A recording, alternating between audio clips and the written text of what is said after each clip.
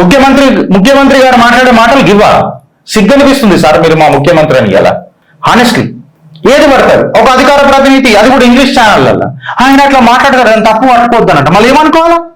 మరి మేము కూడా మాట్లాడతాం ప్రజలు. మేమైతే ఆయనకంటే అవలగాలం కదా. ఆయన చీఫ్ మినిస్టర్ కదా, ఒక మేధావి కదా. మళ్ళీ కట్టలు కట్టే మేధావి కంటే మేము చిల్లరగాలనే కదా. మనం ఇష్టం వచ్చినట్టు మాట్లాడతాం. యాక్సెప్టడా? 2 మాటలు అనాలా? ఏందండి ఇది? నాకు అర్థం కాదు.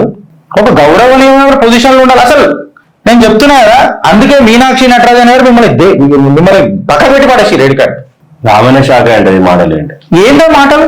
ఇప్పుడు ఆంధ్రజ్యోతికి పోపా వీళ్ళు ఎట్లా రాసిరు చూడు.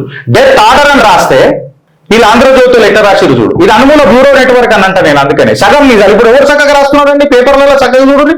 ఇది చూడు, నేను యాజిటీస్ పెట్టిన ఏఎన్ఐలో వచ్చింది స్క్రీన్ షాట్.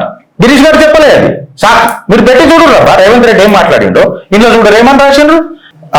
రాహుల్ ఆశయాలకు అడ్డు తగిలితే వారి అడ్రస్ గల్లంతే. అడ్రస్ అని అన్నాడు. డెత్ ఆర్డర్ అని అన్నాడు. మరణ శాసనం అన్నట్టు ఇక్కడ అడ్రస్ అంట. రాహుల్ ఆశయాలకు అడ్డుపడితే కట్టలు కడతారా?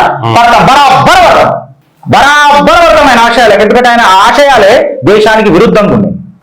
India is a death economy అని అన్నాడు mister CM along with Rahul Gandhi. Can you prove that how Bharat is a death economy?